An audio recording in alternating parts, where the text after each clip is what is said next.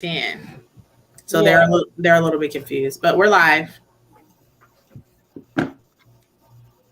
Hello, everyone. Well, I just wanted to bring in the amazing Anderson. We're going to talk about a huge topic in the notary community. Miss D Signs, what are we going to talk about? What has everybody been waiting for? The burning question. Before we get to the burning question, I want to apologize to everyone for our tardiness. I am so sorry, but we are here now and we are ready to get this conversation going. So almost every day I am asked about business structures. Should I be a sole proprietor? Should I be an LLC, a corporation? And honestly, do not have the ability to answer that question. And so I told Miss Notary Consultant here, now that I'm going through my own personal transition, I'm actually transitioning my business from a sole proprietorship to an LLC. I said, this will be a great conversation to have, especially since we have an attorney that can speak to this topic, Miss Notary Consultant, who has an accounting background. I just thought this would be a really great topic because the topic and the conversation, the question comes up almost on a daily basis. A lot of us are confused. A lot of us are overwhelmed by the topic. So yeah, we're just going to dive into it today. We have an amazing attorney here who's going to present. We are going to get questions answered. So yeah, it's time to rock. Oh, absolutely. And I'm excited also for this topic. I know a lot of my audience is here, and that is the business formation is the biggest thing. But to be honest, I'm excited also for this topic. Is that me echoing? Oh, okay. Well, to be honest, with me, I learned that it is so important to establish your business correctly. Because I know when I started, I wasn't necessarily thinking long term. And I wasn't thinking about the audience that I was going to reach. I was just thinking I was going to be in my own little community, just running my business, But now that, I've been a business owner for almost 3 years, almost going on 4 years, it's like, it's so important. I wish I would have did some things, that Attorney Anderson is going to go over. I wish I would have did some of that stuff at the beginning. So now I'm like backtracking. So I'm excited for this topic. I know a lot of our notaries are. And Ms. Anderson, we are happy to have you here. Would you mind giving us a brief introduction about yourself? I read your bio, but I would love to tell the people who you are. Sure. Can you guys hear me fine? Yes, ma'am.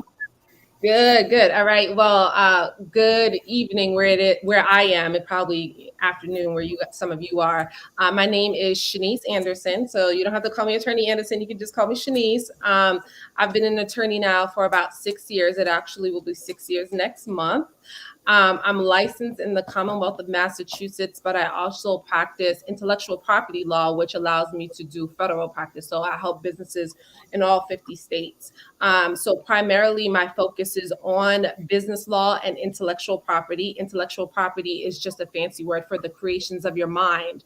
And then business law, advising businesses, small businesses, large businesses on the best business structure for them, how to transition from sole proprietorship to LLC, as well as other business formalities like what contracts you should have in place.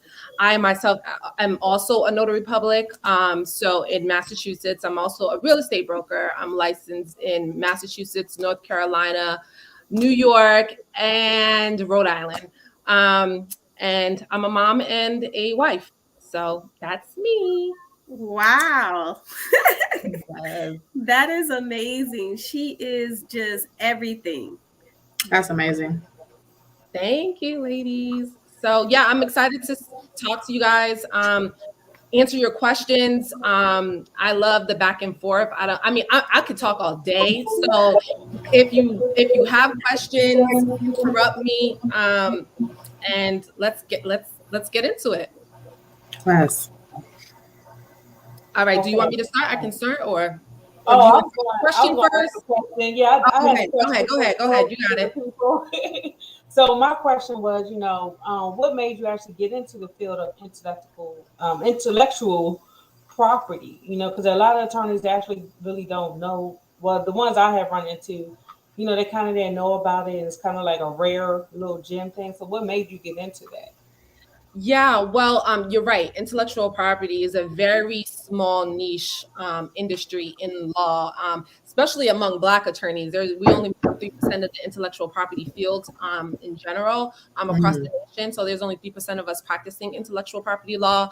I think this move into intellectual property was spurred by the immersion of different small businesses and just like friends of mine's personally that have businesses and just don't know where to start. And besides, like I said, practicing law, I also have my own businesses, my own real estate brokerage, right? So I've been in the business game, maybe not necessarily practicing intellectual property for that long, but been in operating businesses and have always had like structure and organization. And so I think it's just a desire of mine to teach people how to operate legally and to be in legal compliance with your business. And whether you think your business is small, there's still organization that your business needs. If it's a one-man show, you still need organization. Because how you organize your business as a one-man show is a precursor of how you're going to organize your business if you're a 10-man show or a 20-man show. So you need to lay that foundation now before you start bringing on employees, before you start bringing on independent contractors. So it's just a desire of mine to just help people, and especially people of color. Oh, wow. Wow. That makes me happy. That makes everyone happy, actually. Did someone else want to say something? I didn't want to just be. Oh, well, since we're asking questions, I'll start with the $1 million question that I had and most people have. Since based on what you just said, then is your recommendation that when we're starting a business as a notary public or notary loan signing agent, what foundation do you suggest that we build? That we lay, because for me, when I first started and got advice or asked for advice, I was told, oh, sole proprietorship is fine, just go with that. So what is your insight or recommendation to that question? Because everybody wants to know. Yeah, so I'm going to tell you what it is, but then I also want to explain it, because I don't want to throw out terms and people are like, well, what really is a sole proprietorship, or what really is an LLC? It's like we throw these terms around, but people don't really know what it is, right? It's just like, get an LLC. And it's just like, but okay, what am I really getting myself into when it comes to LLC? Like when I do consultations and people are like, I should do an LLC. And they're like, but wait, what is an LLC? And it's just like, we need to make sure that you understand what you are going to get yourself into if you do decide to go the LLC route, because starting off, it isn't for everyone, right? The number one most important thing though, before business structure. So we're talking about laying that foundation. What does that foundation look like, right? That for the moment that you decide, hey, I'm going to start a business, whether that's a loan signing agent business or a real estate business, whatever it is. But for the community that we're speaking to now, we're speaking to the loan signing agents, right? And the notary publics. And so if your business that you are building is a brand, right? Not just, Shanice Anderson kind of thing. And I'm just, I just get contracts with banks or attorneys and go and sign these mortgage documents and stuff. But if what you're building is a brand, before we even get to business structure, you should be thinking about trademarking, right? Because if you start building a brand on a name, right? A business, you start building that business structure with a name that does not belong to you, you're going to run into issues when you get up to the 5th floor. You've built your structure. You've laid the cement, and now you built the master bedroom, and now you're expanding. And then you come to me and say, okay, Shanice, I'm ready to protect my name, my brand. And then I have to tell you that we have to change your name. And now you have to go all the way back down to the bottom. So, right. So the first thing you should be thinking about is trademarking before you think about business structure. Trademarking is done simultaneously with business structure, right? And so if my business, for example, my law firm is called Marks That Go, in conjunction with forming it, which is a corporation, I trademarked it simultaneously, right? So you're gonna, if you have a unique name, right? If you are your brand too. Maybe you don't necessarily like have an official business name, but maybe you have like a stage name, you call yourself Miss Notary Consultant, right?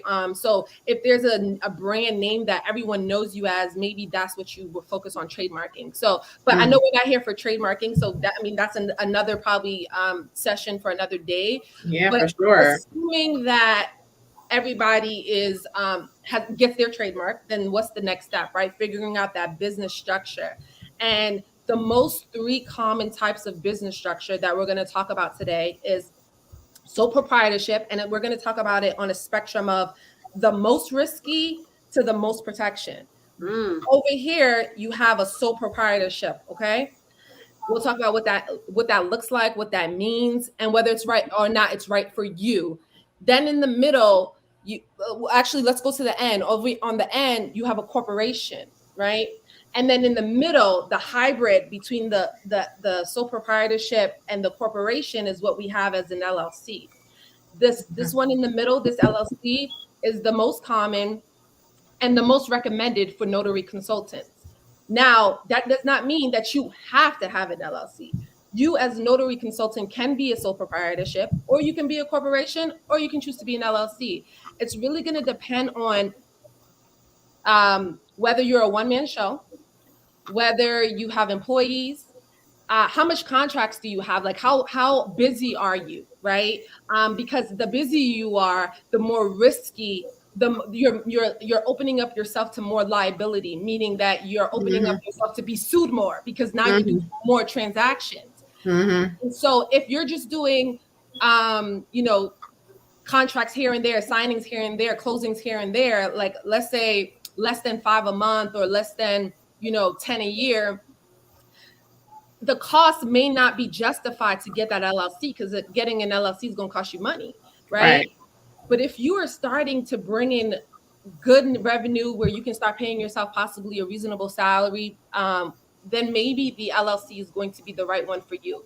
Because if you operate as a sole proprietor, as a loan signing agent, if you are sued by anyone, any party that you're involved with, guess what's going to happen? They're going to be able to come after your personal bank accounts. They're going to be able to come after your house, your car, your PayPal accounts, your business account. All of that is unprotected as a sole proprietor. You are naked as a sole proprietor. You have no protection. You have no clothing. And so if something goes wrong in your business, you are personally liable. Shanice Anderson is personally liable for the debts of my business, for the losses of my business, for the liability of my business. She just said PayPal. Oh. All of that. They coming after everything. Everything. Oh, okay. Yeah. So freezing your accounts, they could get temporary restraining orders to freeze all your accounts. So that's the detriment of operating as a sole proprietor.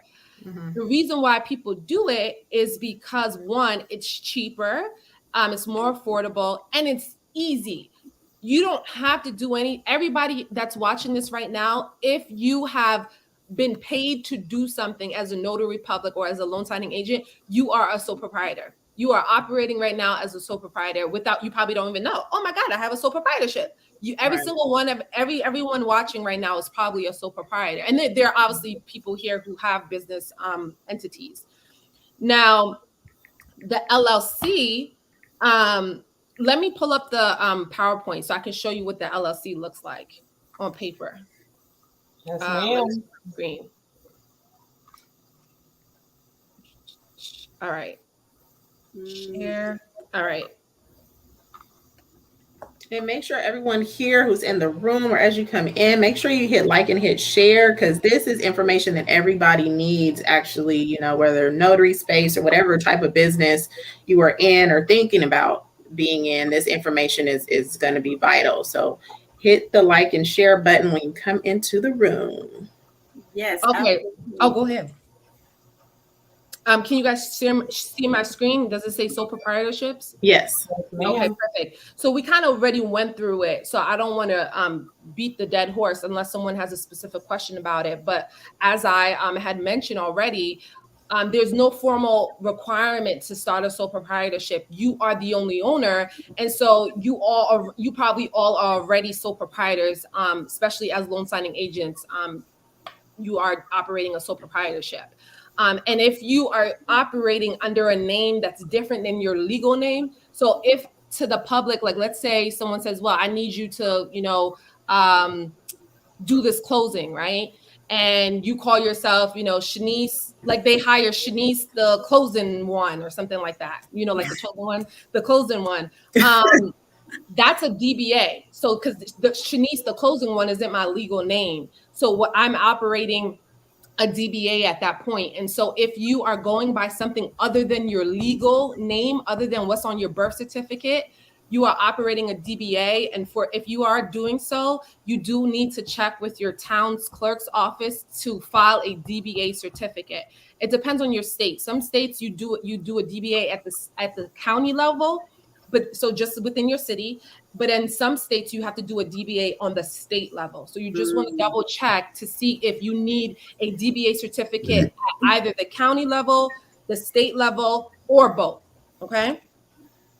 So, and then because you're a sole proprietor and you and your business aren't separate entities, you're not going to be taxed separately. So the sole proprietor, all the money that's coming into you as a sole proprietor is your income. There's no business to give it to because there is no business, right? So everything is getting reported on your tax return. And as I mentioned, some of the advantages of being a sole proprietor is that it's easy and inexpensive to form. And the tax preparation is simple. But most importantly, why people like this is because it gives you the freedom to make business decisions. You don't have a partner or other members to, run ideas by or run decisions by. You're doing everything yourself. You have complete freedom, complete control over your business decisions. But as I had mentioned, the detriments, the disadvantages of a sole proprietorship is that if a lawsuit is brought against your business, that means it's brought against you.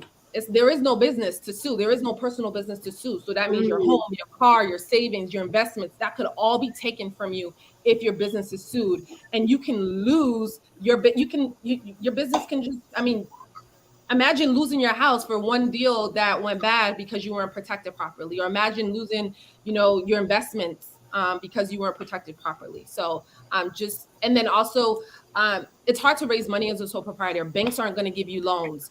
You can't build business credit. If you're looking to raise capital, if you're looking for investors, they're not doing that to a sole proprietor. It's a lack of credibility when it comes to repayment if your business fails, right? Because they're looking at you personally like, you're the only one. You're just doing this by yourself. Like there is no credibility that you've developed as a business because, again, you and your business are inseparable.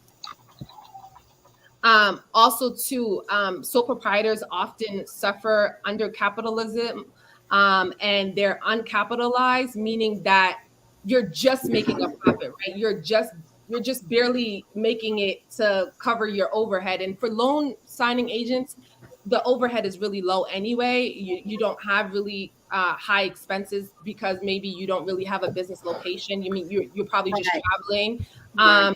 But that's also something to take into consideration too when you become an LLC, because if you're traveling and you get an LLC, you can actually buy a vehicle under your LLC because you're using that vehicle 90% of the time to travel to different locations to do your signings.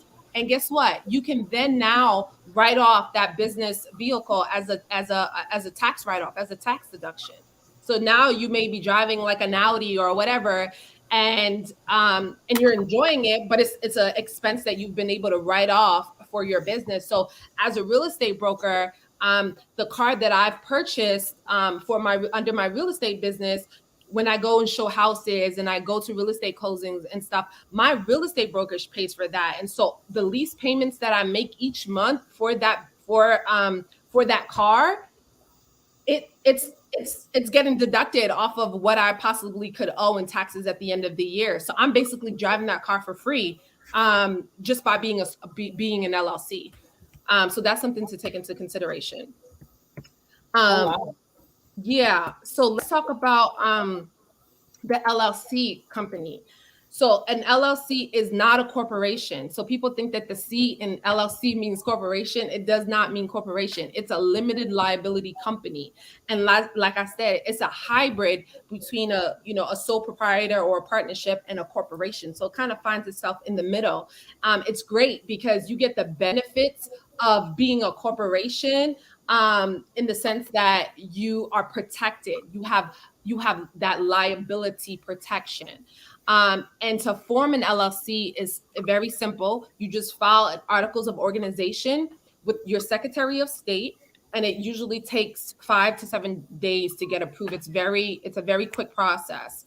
Your articles of organization contain very basic information. So you're going to put your name, your company's name. You want to appoint a registered agent. You can act as your own registered agent. So if you're trying to cut down on costs at first, like you're like, man, an LLC, especially in California, the LLC, you have to file an annual franchise tax report each year, which is $800. But compared to some states in like New Jersey, where it's only like $125 to form an LLC. So depending on your state, it can be really expensive or it can be pretty affordable to form an LLC. And as I was mentioning, you can act as your own registered agent. You don't need to appoint a registered agent so long as you're going to be available during regular business hours if your business were ever served with legal documentation or legal documents, that is. And as an LLC, people are like, well, I'm an LLC. Like, what am I? Am I a shareholder? Am I an owner? Am I a president? Like, what's my title? Like, what do you refer to me as? When you're an LLC, you are a member. So when someone says, when you fill out your LLC document, your articles of organization, and it says list the member, that's another word for owner. So whoever's listed as a member on your articles of organization, that means that they are owners. So be careful about who you're putting on your articles of organization, because you may say, oh, okay, yeah, my sister is going to be my member, right? She gonna do this with me, but I didn't really want her to be an owner. Well, now you put her as a member. So now guess what? She owns 50% of that LLC with you. So just be careful. Don't get thrown off by the terminology. Member means owner.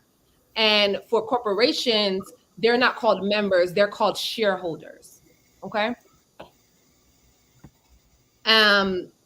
And then the advantages, like I said, of an LLC is that it protects you from personal liability. It's going to protect your personal assets, like your house, your vehicle, your saving accounts. So look at this analogy that I like to give when I'm explaining LLCs.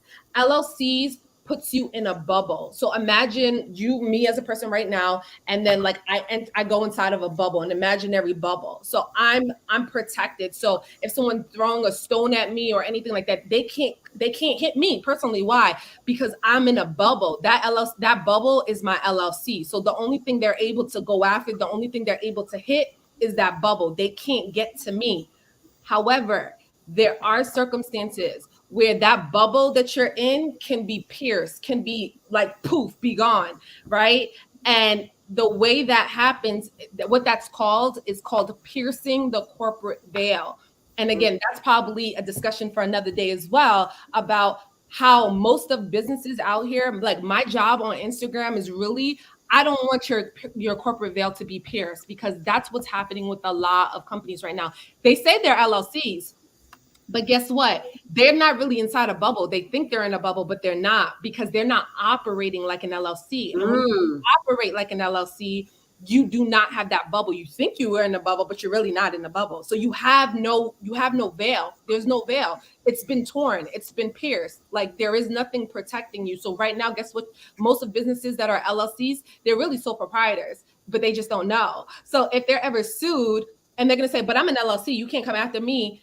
Guess what? The attorney that's suing you is going to say, nah, you were commingling your personal money with your business money. You weren't signing contracts in the name of your business. You weren't, you didn't have a business bank account. You were doing, you didn't have corporate record books. You were doing all of these things that an LLC, you weren't doing any of these things that an LLC should be doing. So guess what? You're a sole proprietor. And now guess what? Remember what we said, as a sole proprietor, they're coming after your personal assets. Wow, that was such a great explanation. Wow. So I understand there's like top 5 ways of, I'm not sure where it went, but there's like top 5 reasonings of what you just said of operating like an LLC. Yes, I stopped sharing my screen, but I'm going to say them again. You not operating it again, that causes that veil to be torn, or it causes you to be naked, causes that bubble to be removed. Mm-hmm. One is commingling business funds, business money. So money you're making as a loan signing agent, you get that check, for that closing, right? What did you do? Did you take that check and put it in your personal bank account? Oh, yes. Wow. Okay. Or did you take that check and put it in your business bank account and then pay yourself through that business bank account? So if you took that check and you put it in your personal Bank of America account, like, oh, okay, let me go buy some groceries with that, or let me go and, go get that shirt from H&M. You've just now commingled your personal funds. This is if you're an LLC, right? We're not referring to sole proprietors. They're allowed to do that because they're not really a business. But if as an LLC, you're doing that, stop doing that now. Today's the day where we're born again. We're not doing those things that we used to do. We're not doing them anymore, okay? So moving forward, you should not be taking, if as a loan signing agent, you get a check written to you, or written to your business, it should, first of all, the check should be written in the name of your business. So if you're loan signing agent, if you have an LLC and your name of your business is, again, Shanice Closes, right, LLC, that check should be written to Shanice Closes LLC. And then Shanice goes to her bank where her business bank account is, and Shanice puts that money in her business bank account, right? And then pays herself a owner's or you could put yourself on payroll if you want, but you can, and then you pay yourself from your business bank account. So you can then, it has to first hit your business bank account and then you transfer it to your personal account. It shouldn't hit your personal account first. Right. So it's very important when it comes to that W-9 of what we submit as just one of the valued documents of signing up with these signing services, right? Or even potentially with escrow, is it asks you, what is your business name, right? If you do have one. So that information is very important, right? Because that's what they use to, create the check. Exactly. Right. At the end of the year, when they send you that W-9 is gonna, or that 1099, right? Does it say your business name or does it say your personal name? That's where it's gonna, so you have to just make it clear, like, I'm doing this closing or whatever, this transaction on behalf of my business, right? On behalf of my business. So just be mindful of that. And go ahead. No, go ahead, Miss.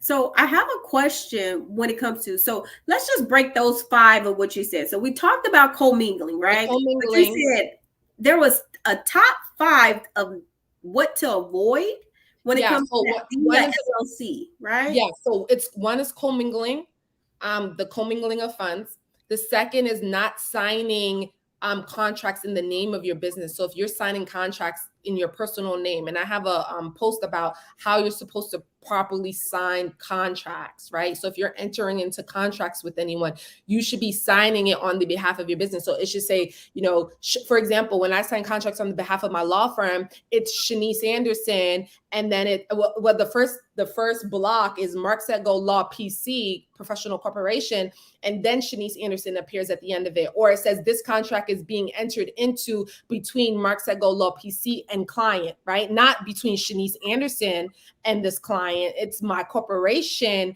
and this client. So not signing contracts personally, because what happens when you sign a contract, just like any contract in your life, right? If you're signing the contract as Renee or as Shanice, if something goes south with that contract, guess who they're coming after? They're coming after Renee. They're coming after Shanice. They're not going after your business because your business didn't sign it. You did.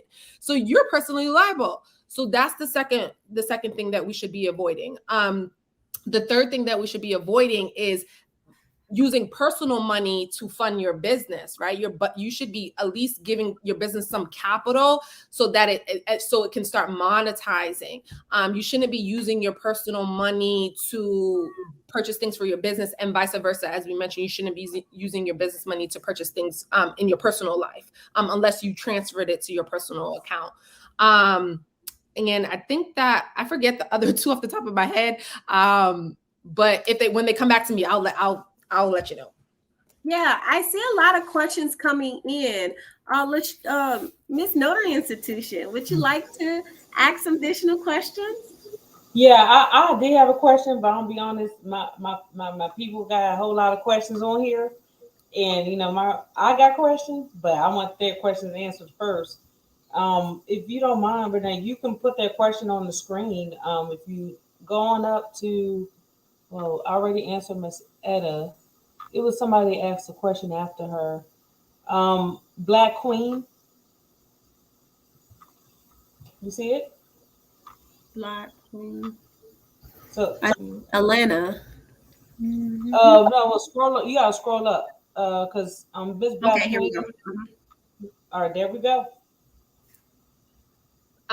Yes, you can. You can change the members on the LLC. So if you initially, it could get tricky depending on your state, but the answer is yes. And this is why, and this is how. You have to do an amendment to your LLC to do so. However, that's why it's important to have an operating agreement for your LLC, because your operating agreement is a contract.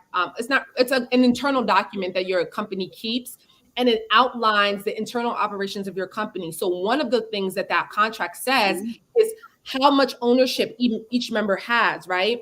So if you and that other member have 50%, I own 50%, and Renee owns 50%, I can't go and remove Renee off of the LLC documentation without Renee's consent. She owns 50%. So, but if I own 51% and Renee owns 49%, I now have majority vote, right? So part of that operating agreement will outline how do you remove a member?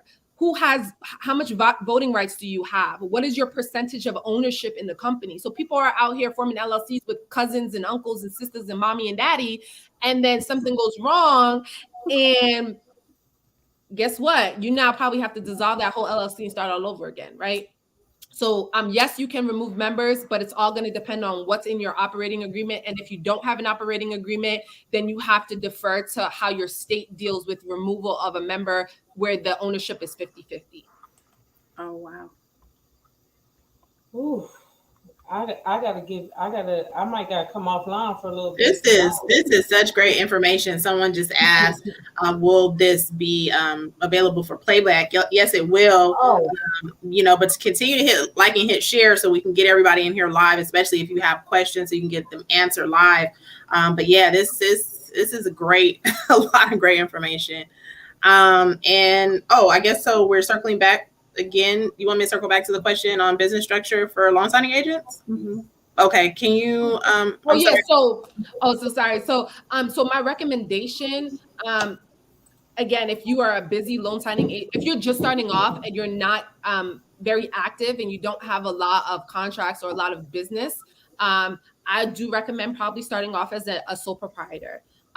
But eventually, as you start to see business coming in more and more, as you start to get more busy and you're opening up your liability, right? So you may be starting off like this, but the moment you start seeing business going like this, that's a red flag that you need to probably form an LLC. I do recommend forming an LLC over forming a corporation.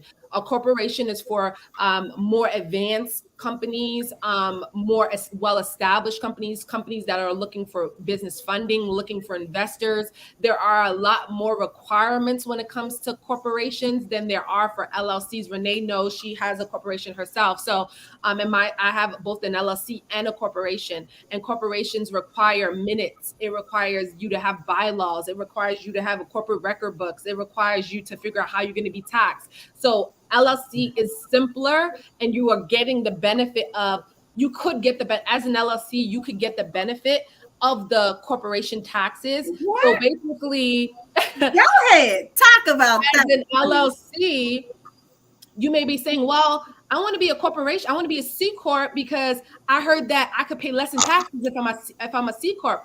Well, actually, yeah, maybe, depends. But why not just be an LLC and then say to the IRS, hey, IRS, can you tax me like a corporation? And what that's known as is S-corp election. So you're an LLC, right? You're going to get that protection. You're going to get that bubble around you.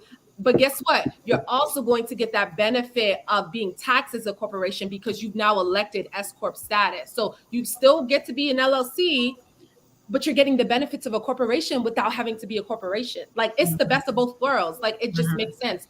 So S-corp, though, you have to qualify for it in a sense. Like, you have to be able to pay yourself a reasonable salary. Like, you have to look at, what do loan signing agents make in my community, in my neighborhood, in my state? And so if loan signing agents make 40, I don't know how much they make, but let me break that down. Yeah, so on average, I mean, D-sign is a different type of, loan signing agent. Don't Okay. start. He's a 10K earner, okay, a month from just loan signing, right? So with Yes. that being said, she's a different type of breed. Let's just say that. But there are loan signing agents that are making 20 to 15,000, right, a month. And So more. average, right? And the average is about 5,000, I would say, from 5 and then trying to reach to 10. There are some that make maybe if they're just doing it, and D-sign's part-time. She has a full-time job, okay? But what I'm trying to say is, I would say, would you agree, LaShawn, is that between 2,000 is really, I'm new. But when it's 5,000, I'm like, okay, I'm 6 months in. I like what I'm doing, and I'm not heavily bringing in that many clients, but I'm doing just enough. Would you agree? Yes, I do agree. Is someone just asked the question, when should they start an LLC?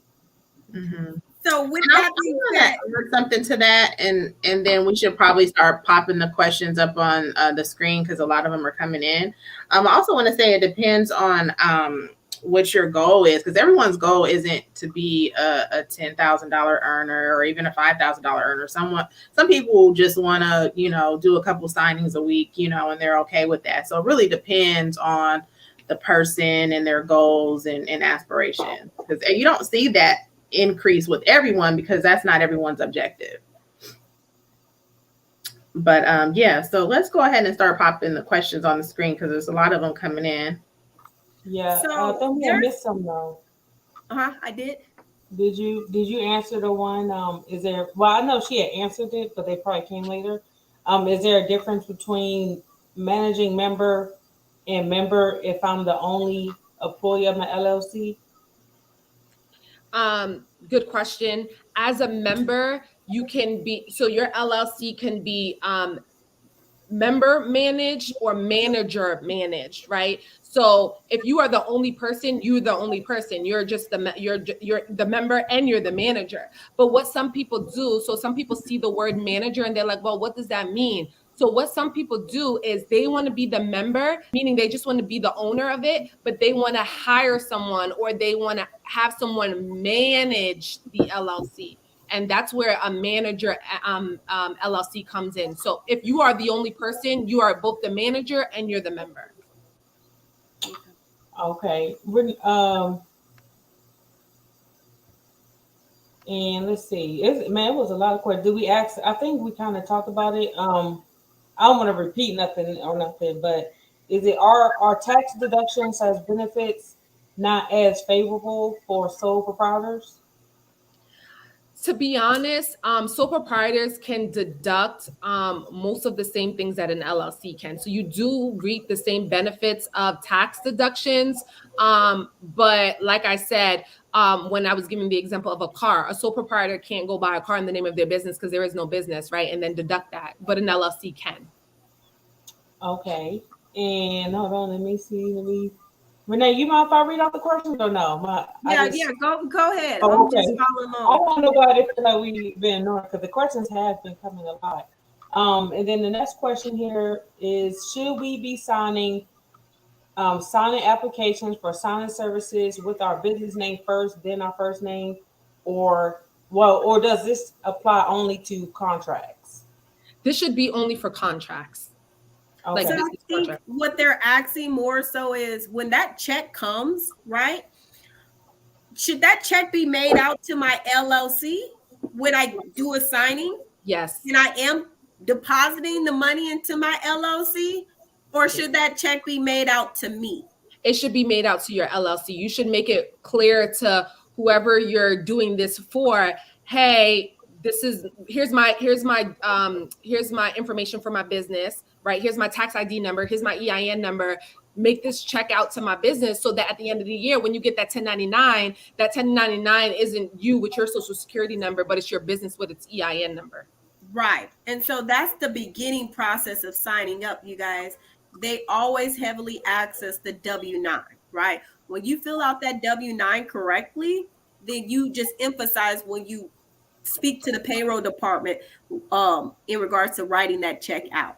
And you can always have them reissue a check, right? You can always let them know the check is made out incorrectly. Okay. Yes. So that's one of the things. And if they're not giving you a W-9, like if that's not something they're asking, you should say, hey, I'm sending you over my W-9. Like that should be before you do anything, any business with anyone, you need to get that W-9 and you need to fill that W-9 out. Again, you should not be putting your social security number on that W-9. If you're LLC, you should be putting your business EIN number. Oh, wow. Mm-hmm. Mm-hmm. Wow. And I think I have a question that might go back to something you talked about earlier as far as commingling funds and having our business bank account. When someone like myself, I'm currently transitioning from sole proprietorship to LLC, and I asked Renee about this. I believe you have to open a new bank account, right, for your LLC, and that question was kind of confusing me. But now, based on that response or requirement was confusing me, but based on what you said, I assume it's because for that reason, so the funds can show that they're actually being paid to the LLC and not yourself. Because I was thinking like, okay, my current account I have now has a DBA on it, so that account just can't be switched over now to my LLC.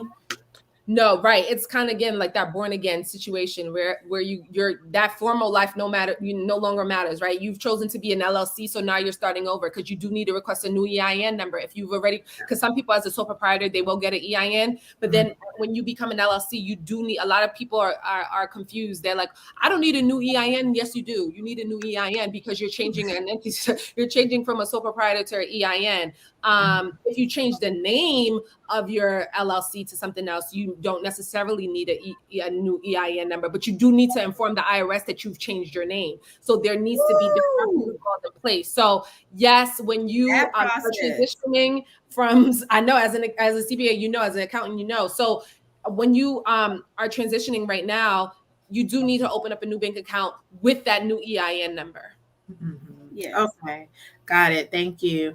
And we're getting let's see, we have any other questions popping up? We have a lot of questions and we can continue to pop them up on the screen. And then also maybe Renee and then Attorney Anderson, maybe if you could tell everyone, because a lot of people seems like they're going to have like follow-up questions that may pertain to their personal situation.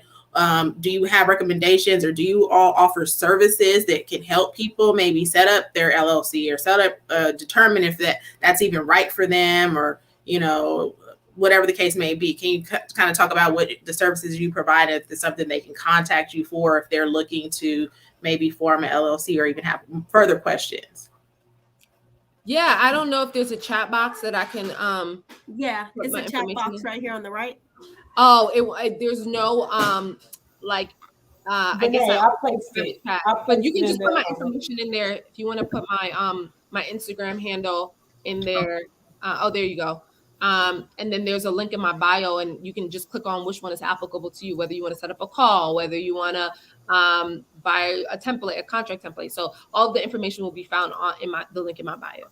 Okay, cool. Okay, and then let's see. We have any other questions? It looks like we can pop up on the screen. Yeah, we got quite a few. Should one start an LLC? I think you kind of answered that already, kind of depending on how much money you're bringing in. Yes, right. Okay. Does that make sense, Etta? Okay, so aside. Okay. So aside from the LLC, what other advice do you all recommend in regards to having a strong business structure? I think that's an excellent question. Yeah, it's a really great question. So as I had mentioned earlier, when we were building that house, right? Again, if you are planning on building this business as a brand, you want to consider trademarking your name or your business name. So that's one important thing. The LLC is going to be something that's important. That operating agreement is going to be something that's a must, like that's a priority. And then also possibly having as loan signing agents already, I'm sure you have E&O insurance, right? So making sure you have the proper business insurance in place for any errors or omissions that you may make in the course of business.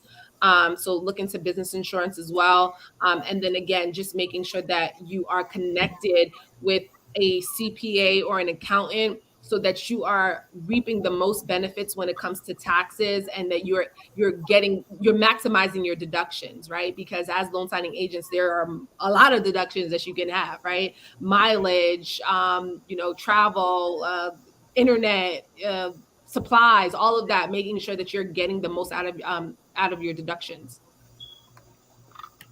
No, I think we answered this question a little bit, but I wanted to break it down.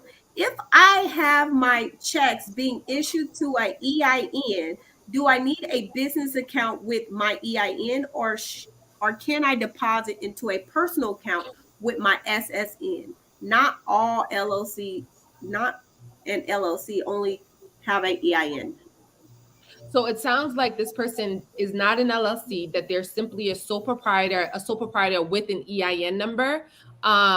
And so, yes, if you are a sole proprietor, you can have those checks written to you and you can deposit them in your personal bank account, because again, you and your business are one. So those checks, if you are not an LLC, again, I just want to reiterate, if you are currently a sole proprietor, yes, you can have that check deposited directly into your personal bank account.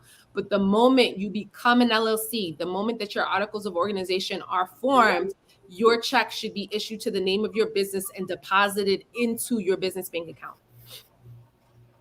Okay, that's okay. So I think what D-Sign kind of talk about, I want to take it a little bit if it's okay.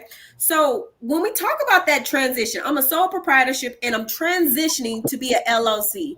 You're saying that I have to, number one, it's like I'm being reborn again. I am literally a new person, right?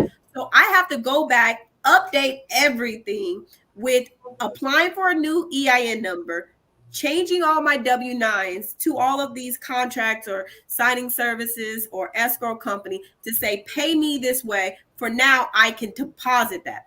I know a lot of people, if you really are a LLC and they write it out to your LLC or they write it out to your personal, it will be hard to literally deposit a check that has your name on it, but it's your LLC account. If you're at a bank that has really great quality control, depositing that check that says Renee Dittman into literally California Notary Agency is very hard to move forward with. Mm-hmm.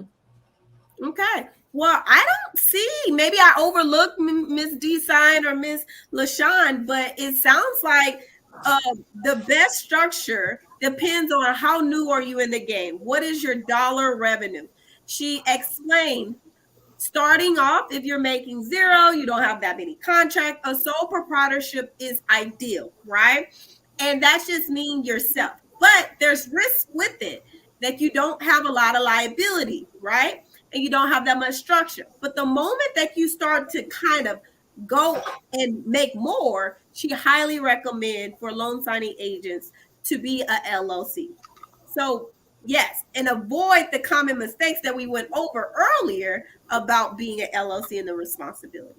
Miss Anderson, do you have any further words for us notary publics that you would recommend on this conversation?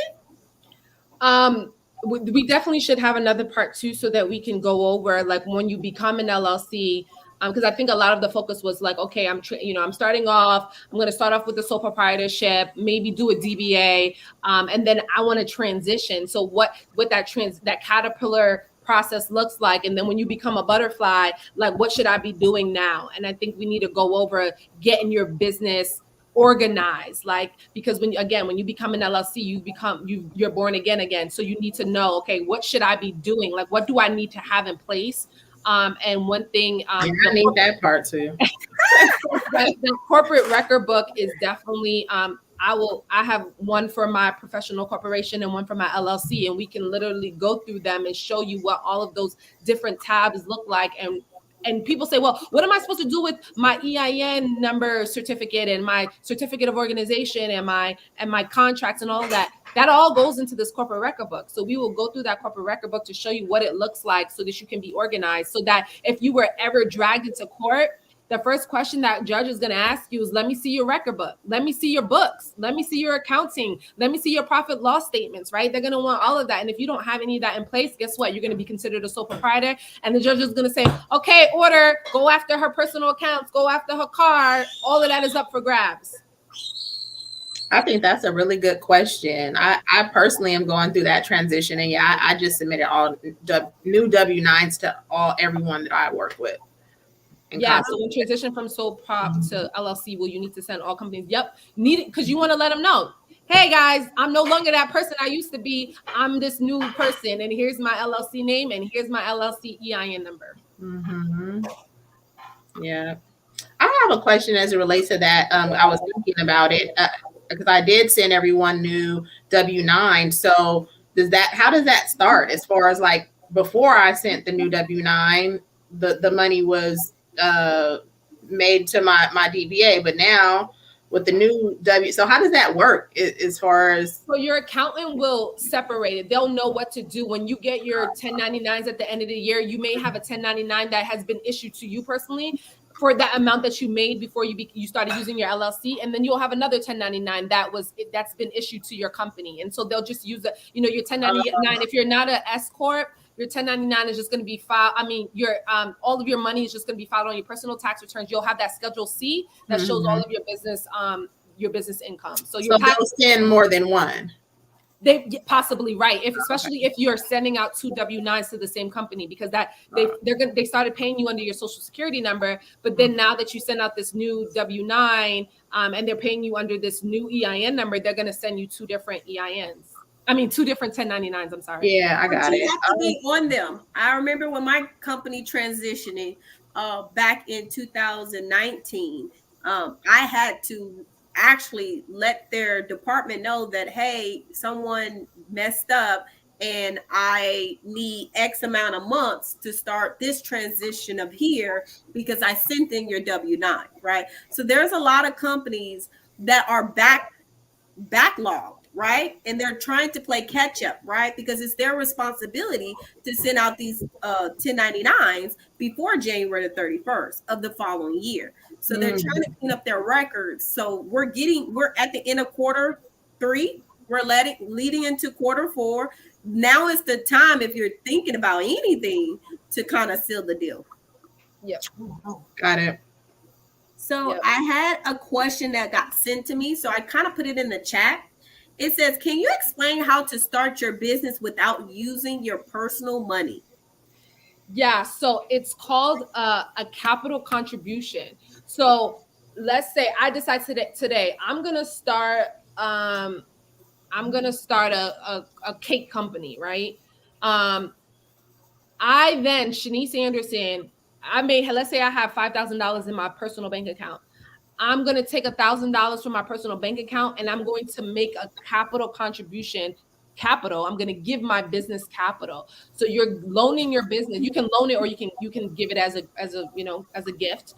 And so you're going to use that $1,000 to now start and fund your business. So you have to, that money has to come from somewhere. It can't come if you're just starting your business doesn't have any money, right? So that's how you start you have to start your business with your personal money. It's a capital contribution. And then when you become an LLC, then you shouldn't be going back to your personal self to borrow money. You need to be lucrative. You need to start monetizing, because then the IRS may look at your business as a hobby and not really as a business if you're not in it to make a profit. Mm-hmm. Oh, wow. There was a good question in the chat, Renee. I don't know if you saw it, but someone asked, is it too late in the year or a good idea to start transition to an LLC now since it's so late in the year? I thought that was a good question. Oh, yeah. You can transition to LLC at any time. Like December 30th, you can transition. There is no time cutoff to transition from an LLC to from a sole prop to LLC. However, there may be if you decide that you want to be an LLC and elect S-corp status, there are some time issues that you have to sit down with your accountant to figure out, because you do have a certain amount of days after you become an LLC to do that S-corp election. So I would definitely advise that person to speak with an accountant if they want to do the S-corp route. But if they just want to do a sole prop to an LLC, you can do that at any time.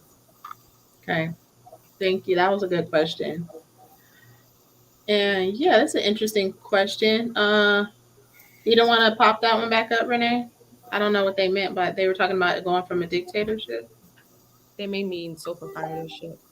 Oh, I don't know what that means. So my dictatorship was dissolved. I'm in the process of reopening it. Would it be a better idea to just open a new I'm not really sure when you say dictatorship. That was from someone YouTube. yeah. Are you referring to like your 9-to-5 job? No, you're not referring to your because you said dissolved. So I'm not really sure. If you want to send me a message on Instagram, a private message, we can discuss more about that so I can just get some clarification. A lot of people in the chat are requesting a follow-up on trademarking, and I would love that as well. When we started with that, I was like, whoa, okay, that foundation, okay, I'm missing that. So yeah, we definitely need to have that conversation. Yes, we can definitely set up another one of these.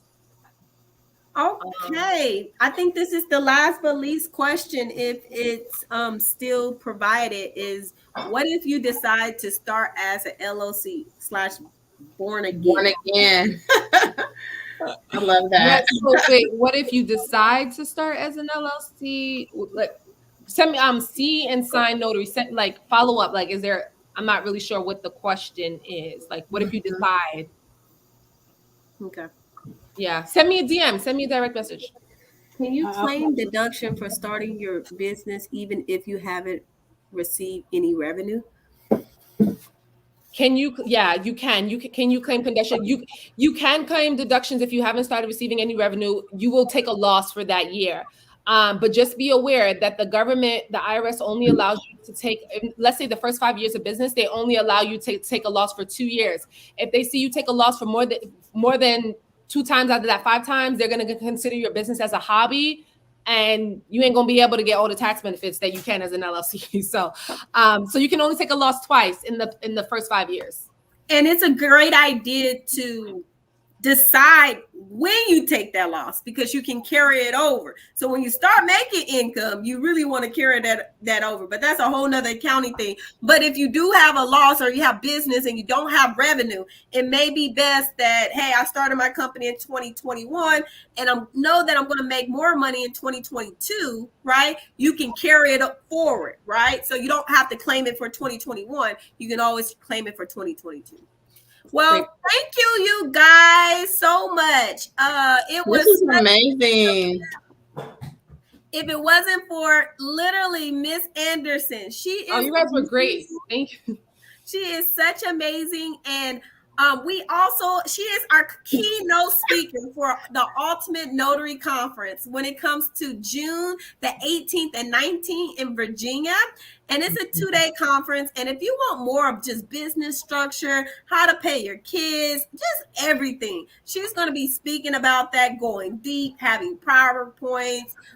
We're just going to have too much fun. And I hope that we can bring her on another time for part 2 with all of this great collaboration. So I want to thank not only Miss Anderson, but also Miss Notary Institution and Miss D-Sign. I love saying it by the business name, okay?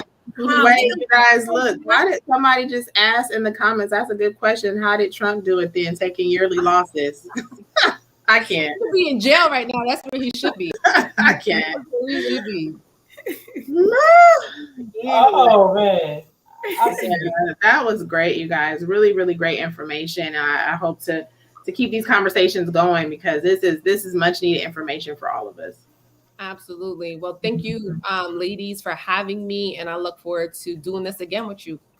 For sure. Everybody have a good night. Bye. Bye. Take care. Bye, everyone. Bye. Bye.